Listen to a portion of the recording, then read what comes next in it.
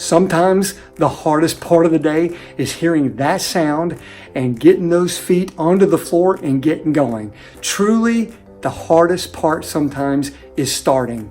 And I've learned that in many areas of life. For instance, one time Sherry came to me and said, I've learned something really cool. One of her favorite authors is Lisa TerKeurst, and she talked about this thing called the pineapple principle.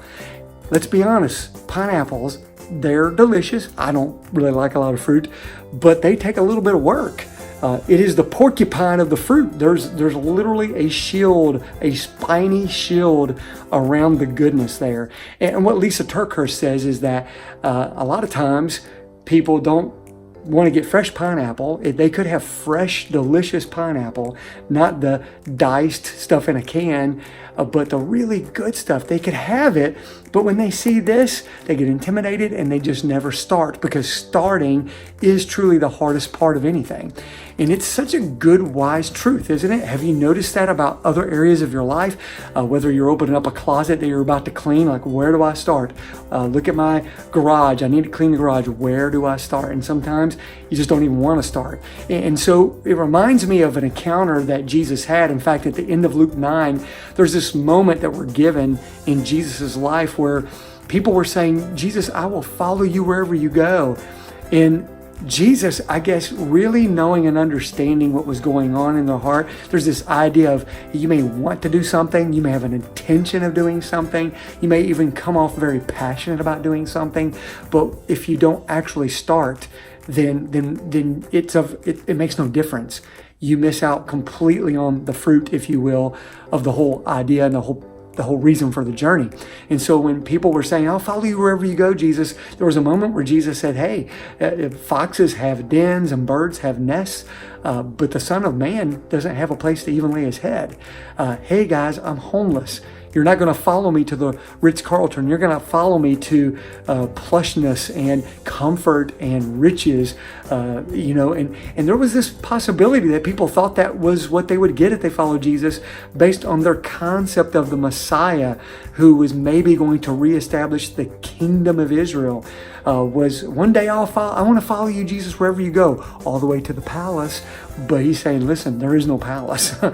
And then people very specifically said, hey, I will follow you, Jesus, but first I must bury my father. Or I will follow you, Jesus, but first I need to say goodbye to my family.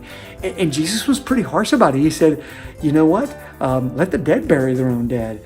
You know what? If you are plowing in a garden and you look back, you're not fit to plow at all. You can't accomplish it. And he's saying that this is the thing. You can have all the passion and all the intention in the world, but every time you have an excuse and say, but not now, but not now, but not now, guess what? Tomorrow never comes. The next day is still today, and tomorrow is still tomorrow. We miss out on so many things that God has for us because we just don't start.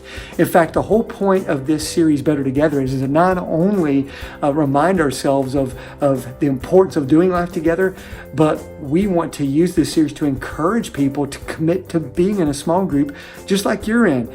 You're watching this video right now because you're in a small group session, so kudos to you. You've at least started attending a group. But what we find is that it's a big step for people to go to an event like Group Connect, which we have, where you can be placed in a group, where you can form a new group. That's a big step, and that's one of the hardest things, is to just literally sign up to go there. And then not only sign up, but show up.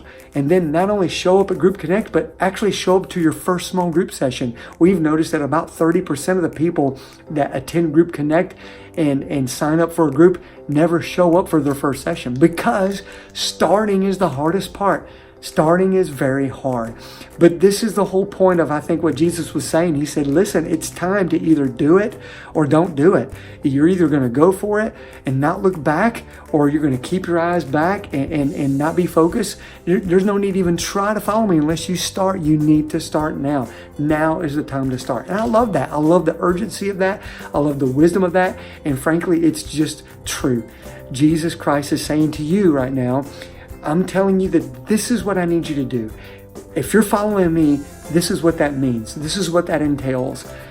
Have you started yet?